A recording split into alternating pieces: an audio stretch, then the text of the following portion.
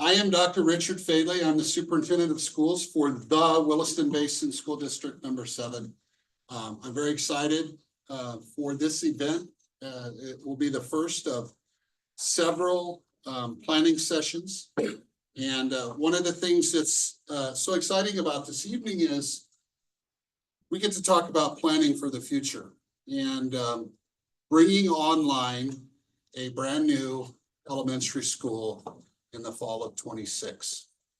So prior to that time, we have a lot of work to do, and we have quite a bit of listening to do to our community so that we can come up with a collective plan that is vetted and is received opportunities for multiple pieces of input. So tonight, this evening, we have 2 gentlemen that I would like to introduce. The first is Mr. Rob Schwartz from RSP and Associates. And he is our consultant that helps us work with our demography, our student enrollment, and our boundary setting process.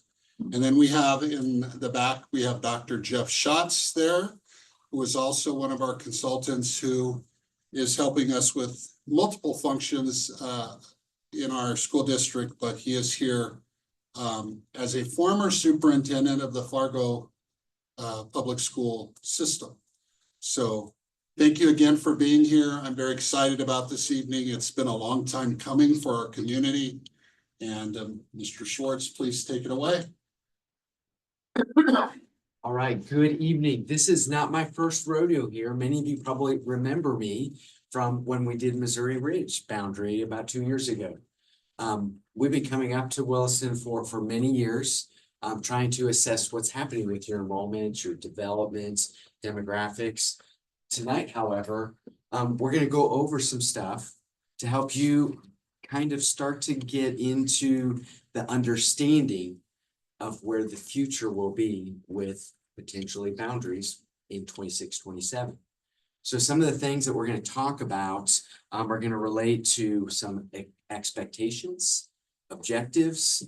We'll talk about guiding principles, boundary criteria, and then we'll talk about a past meeting recap that we've had with administration, so you know what has administration been talking about and how does that play into some of the conversation this evening that we're going to have from you. I'm then going to introduce a concept. I guarantee there will be something on this map, maybe a lot on the map, that you will not like.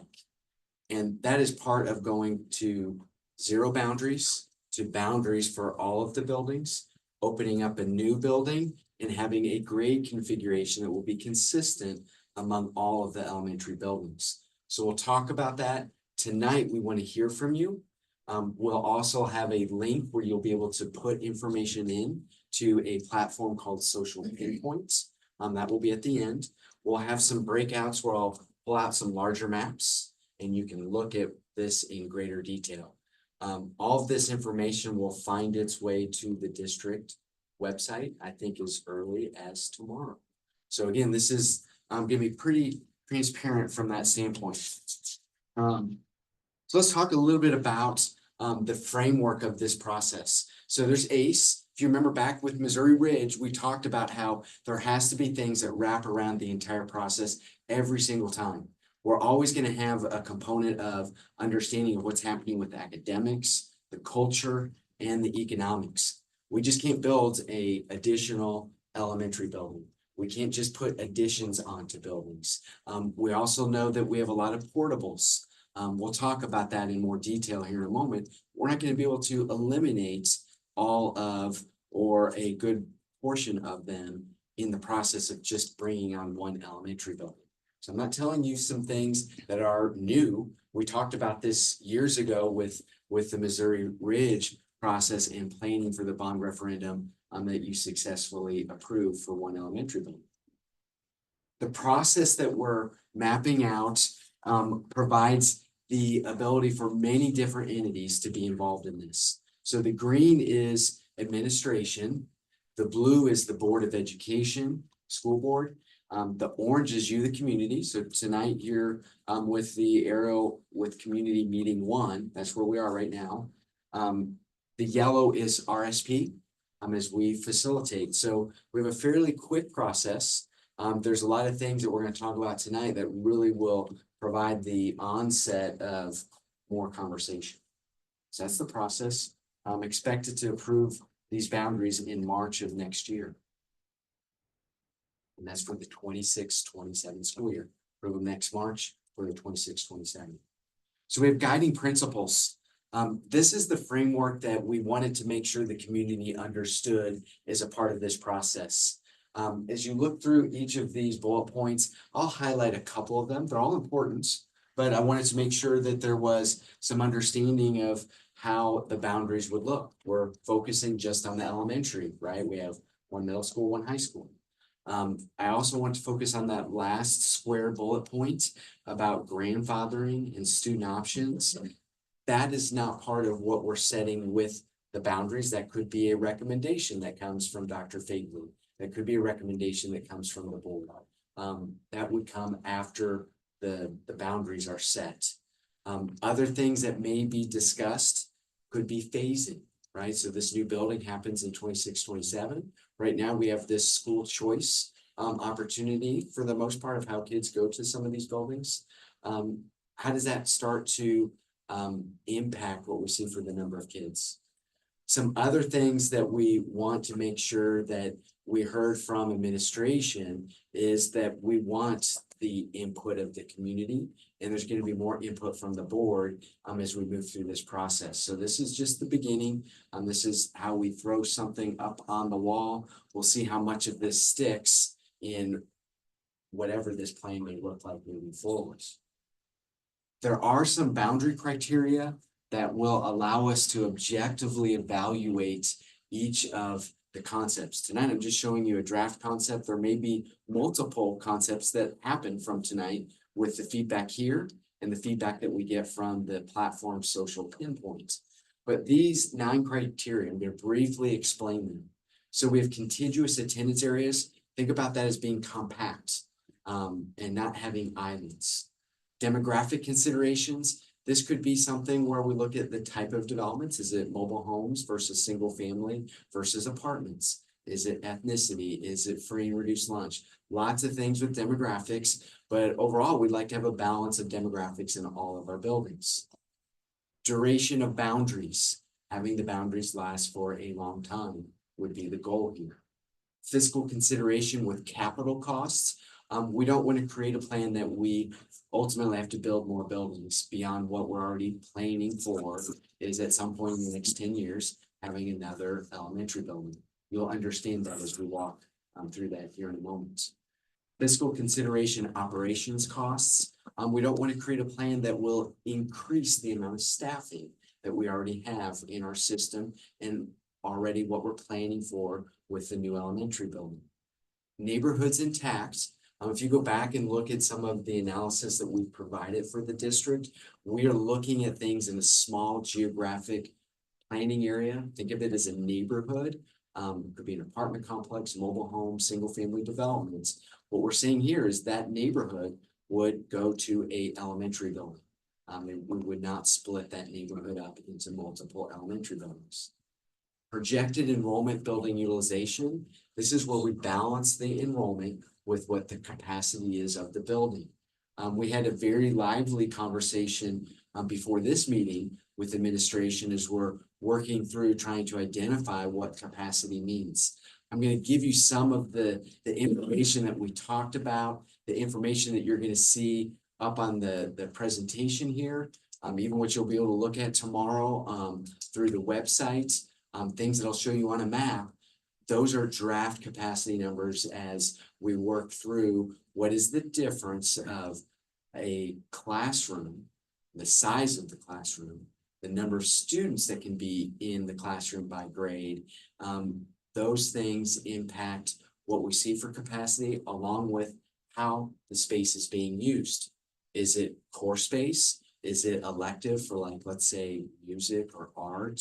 or is it being used for special education or whatnot? So lots of things with capacity that are important to understand, that when we develop a plan to hit these criteria, we have to understand what is the space defined as.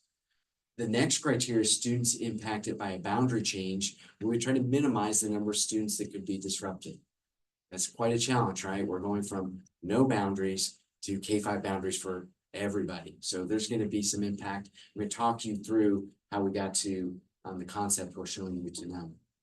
Transportation considerations. This would be where we try to minimize the amount of time that students would have to be on a bus, or you as a parent transporting your kids, or having a crossing of, let's say, some of the major roads, or crossing by buildings to get to another building, when you have a building that you can see right from your front door. So those things we would try to minimize. So those are the criteria that we're utilizing. When we worked with the administration team on this, they prioritize this, and I'm showing you how that prioritization worked with their input. So they felt the first thing is we want to make sure that neighborhoods are intact and are successfully assigned to an elementary building, meaning that if you're in that neighborhood, you go to that elementary building. Demographic considerations, they want to make sure that we can, as best as possible, have a reasonable similarity in what the demographics are in each of the buildings. The third criteria that they weighted was projected enrollment and building utilization. Makes sense. We got to have a certain number of kids to what the capacity is. You can see how the other criteria played out with their first, second, and third choices. All 9 of these criteria will be part of the conversation, but we want to make sure that we're addressing these first 3 in whatever we do. The next thing that we started to try to understand from the group were some of these questions with guiding principles, and wanting to know how should we integrate input that might come from the community, from, let's say, the past. And so the majority of the group said, yeah, let's agree to that. Getting board input on the guiding principles. They said, let's agree to that. Guiding principles with the community, having an opportunity to understand what the guiding principles are. They agreed that that's something that we need to have some input on. And then I also wanted to know, as we were in the beginning stages of creating a draft concept, what do we do with the original Missouri Ridge boundary that was created 2 years ago? Does it stay the same? Can it be reduced? Can it be increased? How does that relate? At that particular time, the group that answered, there was 8 of them. They said basically to keep the boundary the same, or there could be other areas reassigned to it. Well, one thing that's going to trump that is going to be capacity, right? So how we use the spaces is determining what number of kids can we have in this building. So that was some of the stuff that we had back then. I'm not going to talk about the concept. Well, there are some objectives that we clearly have with this. The first being that we need to establish boundaries for all buildings that are elementaries as K-5 grades. There's opportunities with the new building where there will be preschool, and then there's also a goal of having preschool, at least 1 classroom in each of the buildings. That's a long-term goal. It's not going to be something that we can have in 26, 27. The second thing is planning for the opening of the new elementary building. The third is trying to balance enrollment and demographics between the schools. And then the fourth is to try to eliminate some of our modulars, portables. And there's quite a bit, about 40% of all of our available instructional space is portables. And as we're talking with administration, that's probably one of the largest that I've seen. And the goal is to have brick and mortar. That's why I'm telling you that we can't immediately eliminate all the portables, and we're still going to use some of those portables. Some current enrollment by school. What I'm showing you here is, and I'm going to define a little bit of some things that gets a little bit tricky. And I'm sure I'm going to probably have some questions about this. We've listed off each of the elementary buildings that will be serving K-5 students in 26, 27. We have 2 different capacities. I'm going to spend a little bit of time and try to make this as simple as possible, knowing that capacity, just in the conversation we had with the administration, it gets very complicated because of how space is needed to be used for the programming of students. But we have two different capacities. We have an ideal capacity and then we have a county capacity. So several years ago, Jeff, myself, and others, JLG, Dr. Flowers, we worked with the county on what is happening in the county with schools and population and development demographics. In that process, there was a capacity that was defined for all of the buildings there in Williams County. And for the buildings here, the county studied what that capacity was defined as. Now, there's a difference between the county study and the ideal, where you see, wow, there's quite a bit of a difference. And we're trying to be transparent because you've probably seen the county study, or you can go out and you can get access to the county study. So we don't want anyone to be surprised by different numbers. So the county study was how space was looked at back when that study was done. Things have changed. The ideal capacity is really not even the total ideal capacity, because I told you we still have to keep portables. And so the ideal capacity still includes portables, but gets at with the building administrators as they're looking at how they're using their space and applying the guidelines for each grade, ranging from 20 to 25. How does that start to look at space? And also applying the factor of, we have special education programming, we have ELL programming, we have other spaces within the classrooms that are being identified that limits our ability to use them as core classroom instruction. This ideal capacity is going to change a little bit from the conversation that we had just a couple hours ago, but it's going to be somewhat similar to what you see here for ideal capacity. A big difference. This is important because we want to make sure that when we identify a boundary is going to be this circumference of the east, west, north, south boundary, that we have the right capacity for the building programming that's taking place. So that's going to be finished probably as early as this week, maybe a little bit into next week, where that number changes a little bit. What I'm showing you on this table is when we look at these two different capacities, how does that impact our ability to be able to provide the services in the buildings that we currently have? And so as you work your way through the shading that we show in the last two columns, if it's in green, it would be under 70% utilized. If it's in the orange, it would be greater than 100%.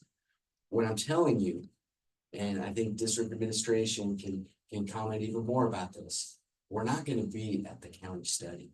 And that's not where we need to be. We need to be somewhere moving towards the ideal capacity, but the ideal capacity where we don't use portables, but we're going to have to use portables. And so we're going to have some other visuals that'll get pushed out where you can see specific things with the capacity that relates to what do we have for brick and mortar, and then what do we have for portables. Like for instance, at McVeigh, the majority of that facility is portable buildings, right? So that has a huge impact of what the programming looks like. So that's again, gets you to understand enrollment and capacity. How does that stuff fit together? We also want to understand what are our current demographics. And so again, by each of the buildings, another thing I want you to know is we have 23, 24 enrollments. And the first thing administration was like, we're in 24, 25. Why aren't we using 24, 25? Well, we're waiting for the official count data to be sent to us. When we have the 24, 25 official count data, which started October 1st, when it's cleaned up, we'll integrate the 24, 25. But best data we have right now is 23, 24. We can see the breakdown in the top table of the ELL, which is English language learners, and then FRL, the free reduced lunch. So you can see what that makeup was with 23, 24 students as they attend each of these buildings. The bottom table gets at the ethnicity. So again, just so you can see some of the actual data back in 23, 24 with attendance, what does that look like? This map, I think, is one that really starts to set the stage of how you're going to see some of the boundaries. Lots of information on this map. All of these really cool colors from the green to the red gets at the density of students and where do we have most of our kids? Obviously, up around Hayden, right? But that huge red blob between the future elementary building on 16th Avenue and Hayden, which is a huge cluster of students there, right? Huge density. There's lines on here that represent, as the crow flies, a half-mile distance, just to get a sense of how, with the existing elementary buildings, how did the density of students get captured in that half-mile radius? Again, just to give you a sense of where are those kids at. This is our current Missouri Ridge boundary. Not everybody in that boundary is going to Missouri Ridge. You're going to see that here in a moment.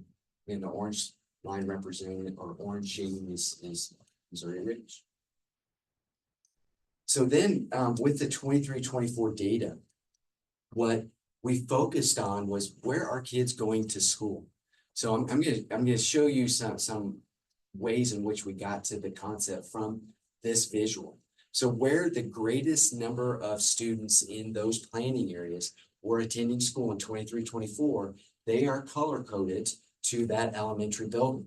So you can start to see, like with the yellow here with McVeigh, you can see the light green with Hagen. You start to see the clustering that already the majority of a lot of the areas around those buildings are attending those buildings. That always doesn't happen as people move into these spaces because of the number of kids in those buildings. And we have percentages that are out there, and percentages can be kind of deceiving, which is why we show you, hey, here's the density of kids. But we were concerned with, in this visual, how do we start to identify and assign areas to specific buildings?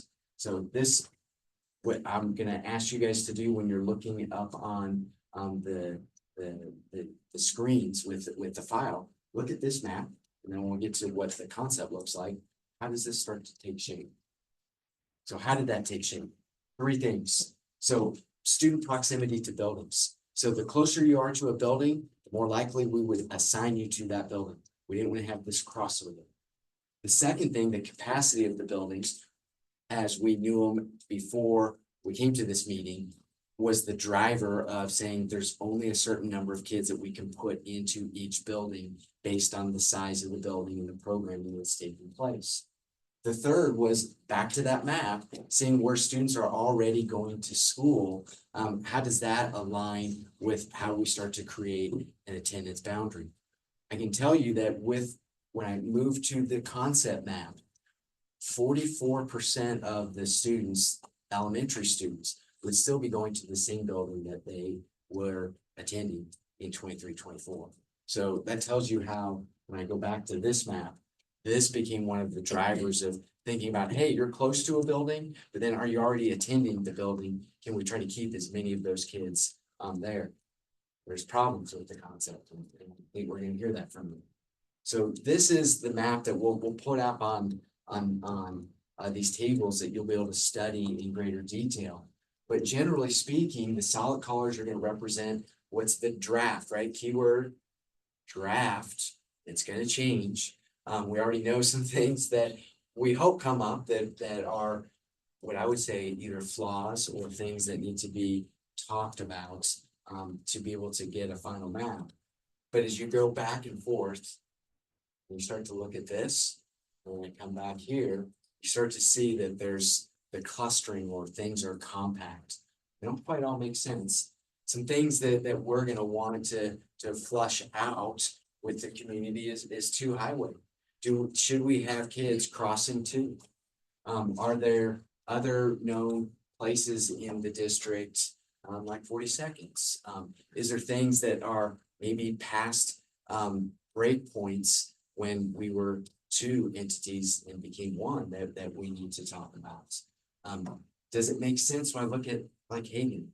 Right. So if you remember, I showed you the map of where all those kids are. Not everybody in the greatest density areas are going to be able to go to Hagen. So this is the visual to start the conversation. I fully expect by the time we get to March, it'll look different than this. But what I would expect is, if all of these buildings are online, if I'm within a quarter mile, half mile of a building, probably going to go to that building. Based on what we've been hearing up to this point, unless someone says, hey, we don't think that's a good thing for the Williston community. So this is the visual, how this starts to look with maps. Again, I told you that the ideal capacity is gonna be talked about a little bit differently. It's gonna change. We have the county study, and then we're showing you what the enrollment would be starting in 26, 27, because that's when the new elementary building comes online. So when you look at these three columns that say 26, 27 to 28, 29 with the projections, this gives us the number of kiddos that are being forecasted from last year's forecast into these 3 years. As we move to the right, you'll see with the ideal capacity, what does that mean as it relates to being either under 70% or over 100%? And then you can see with the concept study. Here's the thing that is going to get, right now we're introducing this, but when we work with administration, this is where they're going to be kind of the maestros. We know we're not going to be able to ultimately have the ideal capacity. We know we're not going to have the county study capacity. Somewhere in between there is going to be the guidance of what number of portables can go offline. And that's going to guide some greater conversation. And I think things that were talked about in your bond referendum campaign of moving more kids out of the portables into brick and mortar. That should be something that is evident in this boundary planning. So again, you'll need to study the numbers here, and some of the capacity stuff will change based on the information from a couple hours ago. Tying back to the demographics. So again, I showed you what it currently is, and some of the good things that short of a new elementary building is always going to be 10% greater than what it was, right? It goes from 0% to something. So that's always going to be greater than 10%. When we look at the existing buildings, in most cases, it's within 10% of what they currently have, whether we're looking at English language learners, free and reduced lunch persons, or when we're looking at some of the demographics with what you see on the concept. So on some of those things, remember we went back to demographics, that was one of our top 3 criteria. You can see that we keep something that's similar. Is that what's best? That's the conversation for you all. All right, so next steps. And then we're going to open up for some conversation with you all. So I mentioned this process. So we're right here in October 3rd. Then there's a board meeting in November. The intent in the board meeting is I want to take the live conversation that we have here tonight, plus when I advance to another slide, your ability to go out to the social pinpoint, and you're also going to be able to go to the district website and get access as well into this to have some of your input that when we go to the board, we can say, okay, we threw out this probably crazy plan to some of you, going from no boundary to some boundaries. Here's what we're hearing are some of the challenges. And here's what this means with the guiding principles, the boundary criteria. Here's the areas that we're saying are challenges. Can we change those so that when we come back here on January 9th, we have something that's going to really start to hone in on what visually and will be acceptable to you, the community. And I would expect that when we come back on January 9th, we will quadruple what we have in here, because people now will see maps, right? Like you came in here and you didn't know, am I going to get a map, or am I going to get something that says, hey, we're going through this process and we're going to look at boundaries. So if you get your phone out, you can scan this code, and this will take you to a platform called Social Pinpoints. You also have, I think, on the tables here, I think Paul giving me the cue. Go ahead, Paul, you can talk a little bit. On the tables is several quick links from today's meeting, including the presentation and the link to the survey, as well as if you wanted to enter any questions. I believe you'll probably take some of those just live as well. And the question and answers from the last presentation that we did. So you can find that on this as well. And what I am open to do, don't typically always do this, as long as you don't throw tomatoes or your phones at me. Maybe you already have some questions that you want to know. And if I have those answers, or if it's something that Dr. Fadley and his team can answer, we can start this out before we break out the maps. So I want to give you guys a couple minutes where I threw a whole bunch of stuff at you. What are some of your thoughts? Feel free to say, hey. I just had a quick question on the areas that were outside of, on the map. On the areas that were outside of this square, and understandably, the populations outside of the square are small, but they still, have families there. Would it? Everything looks very square and squared off. Is it, fair to assume that, for instance, anyone east on 1804 would be at McVeigh? Or would, there's, Yeah, with this inset map in the bottom left, is that that, shows oh, the okay. entire district. Here we zoom in, so you get a little more detail. So you can see it is, the roads really have been the delineation of how each of these four areas, whether you're southeast, northeast, northwest, southwest, would go. And I think that's where there is some ability, like I already know that, I think there's some areas up here that right now, quite a few of those kids in Garden Valley. Right, so things can undulate. What I really want for you to take away tonight, this is not final. I keep saying draft, and you'll have access where you can look at these maps in great detail. We're not trying to hide anything. We want you and the community to see this, give us input, because as we set these boundaries, my goal is I don't have to come back here for any boundary work until you pass your bond referendum to open the next elementary ballroom. That really is a reasonable expectation with what's happening in the community and how we're trying to plan for things. So, good question. Other people, questions, comments? I think it was already answered, but when you showed the projected enrollment at each school with this boundary, that included the fifth graders being at those schools, right? Correct. Yeah, Correct.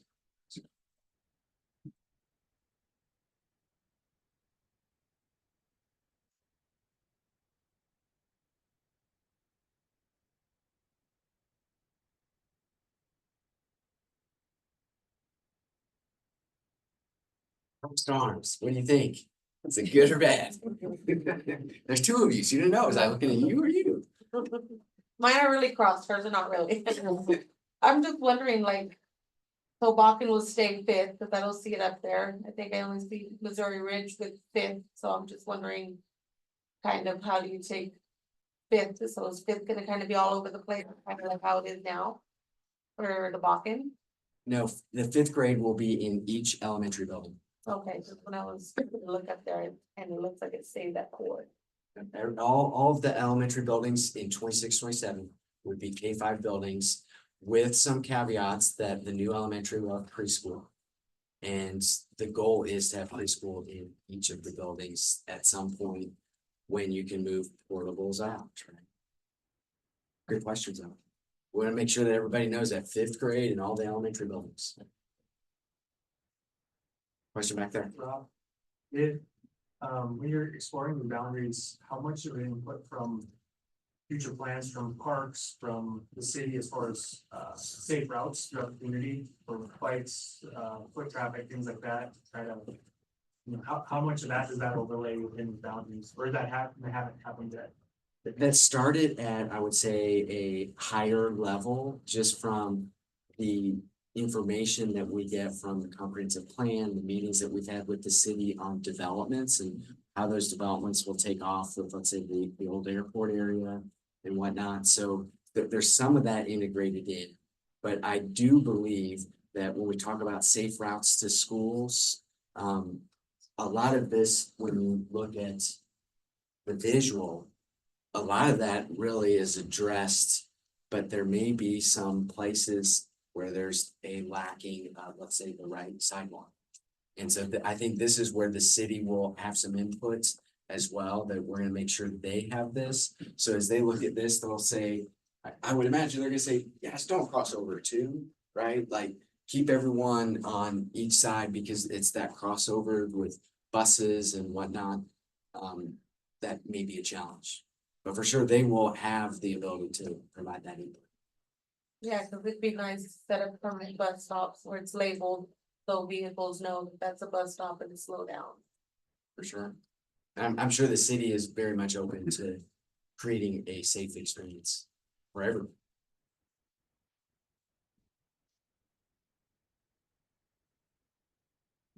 If there's no other questions just yet, Here's the tube of maps. We'll roll these out. And we'll just put them on these tables so you guys can look at them in greater detail. They're larger maps, so you should have a little bit more information. And again, I'm here, administration's here, Jeff's here. We'll kind of be floating around the tables to answer questions, hear your thoughts. But then you also have that link to go to and provide your input. Please provide your input. The digital input I really like because I can just categorize that stuff really quickly and I can get a sense of, hey, this is a huge problem. Is there a way we can solve it? Will that link be open, like, is it open just during the duration of this meeting or? It'll be open through October 18th, Okay, and right now you really only have access to it through that QR code. okay, But tomorrow morning, we'll put it online fully on our website and push it out to the entire community. perfect, thank you. And are these maps, go with those maps or? Yeah, you can put those maps. Okay, Those these are, actually- yeah, I have, That's actually good. So what Paula has there is you can see the percentages of who's attending which buildings. You see that color codes and then you see what's being proposed. I'm about to cry because these papers are really large.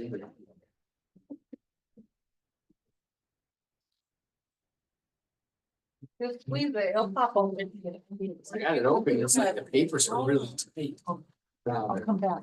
Yeah. Do we have a knife in here or something? It's a supposed school, to. huh? I got one. It's so tight. I know you- Oh, you gotta hear it. Yeah, I was I like, don't know. good job, Nick. Oh. It was up there, so. Okay. I can have.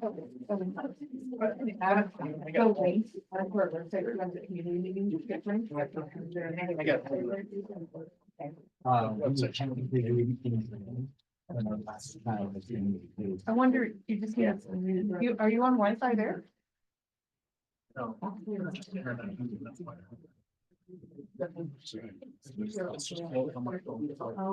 Anybody else having trouble with that?